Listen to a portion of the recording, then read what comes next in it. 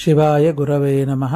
శ్రీ శివాపరాధ క్షమాపణ స్తోత్రంలో 3-4 శ్లోకాలు ఇవాళ చెప్పుకుందాం.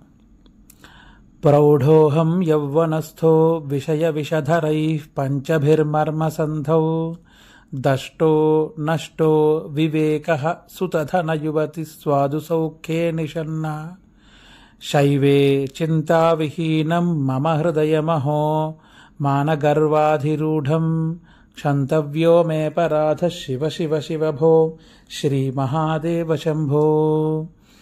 ప్రౌఢోహం యౌవనస్థో అంటే 12 ఏళ్ల వయసు తర్వాత 13 నుంచి యవ్వనం అనే ఆరంభం ఉంటుంది.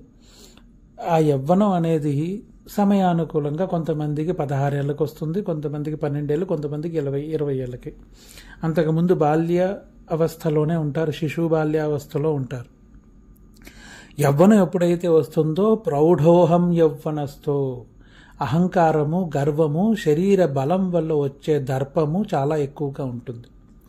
దీంతో పాటు పంచమహా సర్పాలు నన్ను కట్టిపాడేశాయి అని అంటారు. పంచభిర్మర్మసంధౌ విషయ విషధరై, విషధరై అంటే పాములు.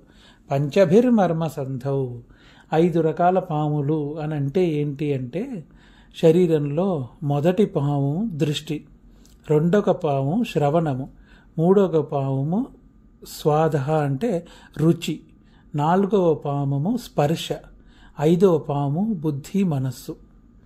ఇవి 5 పాములు. అంటే దీన్ని ఇంకా వివరంగా చెప్పినప్పుడు వేరేవి కూడా వస్తాయి. ఇవి వివరంగానే మనం చెప్పుకుంటున్నాం. ఈ 5 పాములు మనిషిని కట్టిపాడేస్తాయి యవ్వనంలో. ఎందుకంటే ఏం తిన్నా అరుగుతుంది అనే ఆనందంలో ఏది పడితే అది తినేయడం, ఏది పడితే అది తినాలని అనుకోవడం. కొంతమంది అయితే మరి వ్యసనాలకు కూడా వెళ్ళి తినే రకాలుగా ఉంటారు. వ్యసనము అనగా ధూమ్రపానము, మద్యపానమే కాదు. నేను ఒక తిండి తింటున్నాను, అది ఏదైనా వస్తువు కావచ్చు, ఏదైనా బిర్యానీ కావచ్చు, చాక్లెట్ కావచ్చు, లేదా ఇంట్లో ఉండే ఏ అన్నమైనా, ఆవకాయ అన్నమైనా కావచ్చు. కానీ అతి సర్వత్ర వర్జయేత్, ఎక్కువగా తినడం అనేది అలవాటు చేసుకోవడం కూడా చాలా తప్పు. అలా అలవాటు అవడం వల్ల రుచికి మరిగి అది వ్యసనంగా మారిపోయి దాని మీద అనారోగ్యం వచ్చేంత వరకు అదే తిండి. ఎందుకంటే యవ్వనం అనే గర్వం ఉంది కాబట్టి శరీర బలం వల్ల ఇలాంటి అలవాట్లు, భోజనం ఇలాంటి అలవాట్లు అయిపోయి అవి తప్పుడు అలవాట్ల వరకు, వ్యసనాల వరకు ఉండటం వల్ల ఆ ఒక పాముతో నేను కట్టబడి ఉన్నాను. మరొక పాము ఏంటంటే దృష్టి. సినిమాలు చూడడం దగ్గర నుంచి, రకరకాల దృష్టి దోషం దగ్గర నుంచి, రకరకాల ప్రపంచం చూడటం దగ్గర నుంచి చాలా విషయాల మీద ఈ మధ్యకాలంలో మొబైల్స్ వల్ల చాలా సమయం వృధా అవుతూ ఉంటుంది. దృష్టి దోషం అంటారు దాన్ని. అయ్యప్ప స్వామి దీక్ష వేసుకున్నప్పుడు బయటికి వెళ్ళి వస్తే స్నానం చేయాలి అని అంటారు. అంటే ఏదైనా శవాన్ని చూసినా, లేదా చూడకూడదు ఏదైనా చూసినా, ఆశోచనలో ఉన్న వాళ్ళని చూసినా స్నానం చేయాలి అని. ఎందుకంటే నేత్ర దోషం ఉండకూడదు అని. ఆ నేత్రదోషం అనేది ఏ తప్పుడు విషయాలు చూసినా జరుగుతుంది.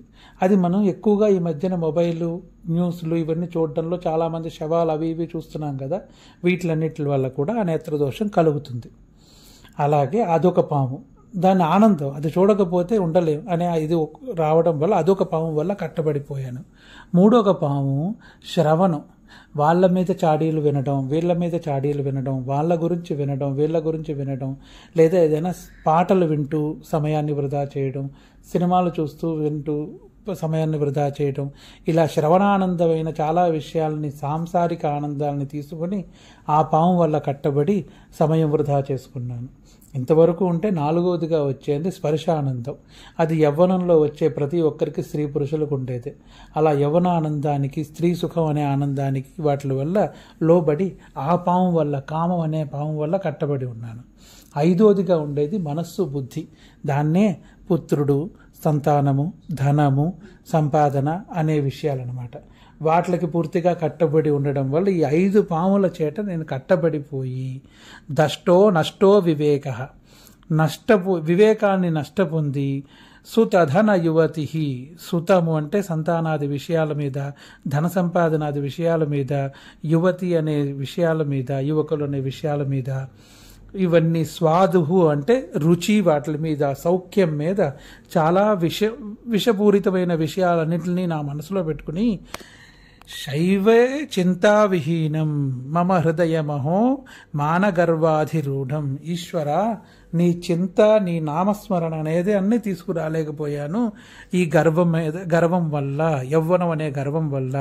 దయచేసి నా యందు దయతో నన్ను క్షమించి క్షంతవ్యో మేపరాధ, నా ఈ అపరాధాన్ని మన్నించి నన్ను అనుగ్రహించు శివ శివ శివభో శ్రీ మహాదేవ శంభో అని ప్రార్థించారు. దీని తర్వాత 4వ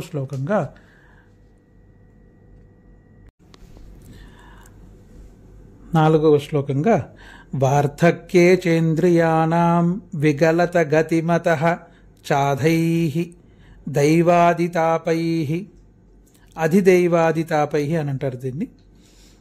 ప్రాప్తైరోగైర్వియోగైః వ్యసనకృతశతర్నోర జ్ఞప్తిహీనం చ దీనం మిథ్యా మోహాభిలాషైః భ్రమతి మమ మనో దూర్జటేర్ధ్యానశూన్యం క్షంతవ్యో మే పరాధః శివ శివ శివభో శ్రీ మహాదేవ శంభో. వార్ధక్యే చేంద్రియాణం, తదనంతరం యవ్వనం పూర్తయింది, సంపాదన, ఈ ప్రపంచంతోనే సమయం గడిచిపోయింది, తర్వాత వృద్ధాప్యం వచ్చింది. ఇంద్రియాణం వికలగతిమతః, వికలగతిమతః అనగా ఇంద్రియాలన్నీ తన పట్టు వదిలేసాయి. ఎటువంటి పట్టు లేదు. ఆది దైవాదితాపై అని ఆది దైవిక, ఆది భౌతిక, ఆధ్యాత్మిక అనే 3 రకాల తాపాలుంటాయి, తాపత్రయాలు అని అంటారు. వీటి వల్ల వచ్చే బాధలు వేరు. సమయానుకూలంగా శక్తి జ్ఞానము రాని పక్షంలో, శక్తిహీనమైన తర్వాత వీటి గురించి బాధపడడం తప్ప వేరేది జరగదు. అందుకే తాపము అని అంటారు వీటిని. ఇలాంటి 3 తాపాలతో ప్రాప్తై రోగై వియోగై, నానా రకాల రోగాలు శరీరానికి. ఎందుకంటే యవ్వనంలో ఉన్నప్పుడు ఇష్టం ఉన్నా లేకపోయినా అన్ని ఇష్టం వచ్చినవన్నీ తినేయడము, ఇష్టం వచ్చినట్టు ఆనందింపబడము, ఎటువంటి మితి లేకుండా, పరిమితం లేకుండా మితిమీరిన ఆనందాన్ని పొందడం వల్ల, మితిమీరిన నేత్రానందము, శ్రవణానందము, స్వాదానందం అంటే భోజనానందము, ఇలాంటివి పొందడం వల్ల నానావిధ రోగాలు అప్పటికే వచ్చేసి ఉంటాయి. అలా రోగాల వల్ల వియోగై అంటే వియోగం పొందడం. ఆ సమయం వచ్చేసరికి భార్య ఉండొచ్చు, లేదా పుత్రులు వదిలి విదేశాలకు వెళ్ళిపోయి ఉండొచ్చు, లేదా పుత్రులు వాళ్ళ పనుల మీద వదిలేసి ఉండొచ్చు, లేదా ఈ ప్రపంచాన్నే వదిలి వెళ్ళిపోయి ఉండొచ్చు. ఇలా ఏదో ఒక వియోగం అంతా అయిన తర్వాత వియోగాలన్నీ ఉండడము. దాని తర్వాత కృషతనోర్ జ్ఞప్తిహీనం, ఎటువంటి గుర్తు ఉండలేకపోవడం. కొన్ని విషయాలు ఇక్కడ పెట్టి మతిమరుపు పెరిగిపోవడం, కొన్ని విషయాల మీద జ్ఞాపక శక్తి తగ్గిపోవడము, కొన్నింటిని గుర్తుంచుకున్నా దాని మీద ఏం మాట్లాడాలి, ఎలా మాట్లాడాలని తెలియకపోవడము. దూర్జటైర్ ధ్యానశూన్యం, దూర్జటుడు అంటే ఈశ్వరుడు, ఆయన మీద మనస్సు పెట్టలేకపోవడము. ఇన్ని అపరాధములు వయసులో పడిపోయిన తర్వాత వృద్ధుడై ఏదీ ఆరాధింపలేకపోయినందుకు హే ఈశ్వర క్షంతవ్యో మే పరాధ. ఆ సమయం వచ్చి కూడా, వృద్ధాప్యం వచ్చి కూడా నేను నీ గురించి స్మరణ చేసుకునే పరిస్థితుల్లో లేకుండా పోయానే. ఈ పరిస్థితుల ప్రభావం వల్ల పిల్లల భవిష్యత్ ఎలాగా, పిల్లలకి పెళ్ళిళ్ళు ఎలా అవుతాయి, వాళ్ళకి పిల్లలు పుడితే మనవల్ని ఎలా చూసుకోవాలి, మనవలకి ఇంతవరకు ఏం సంపాదించి పెట్టలేదు, మనవలకి ఏం జీవితం ఇవ్వాలి అనే ఆలోచనలతోనే ఈ వృద్ధాప్యం కూడా గడిపేస్తున్నానే.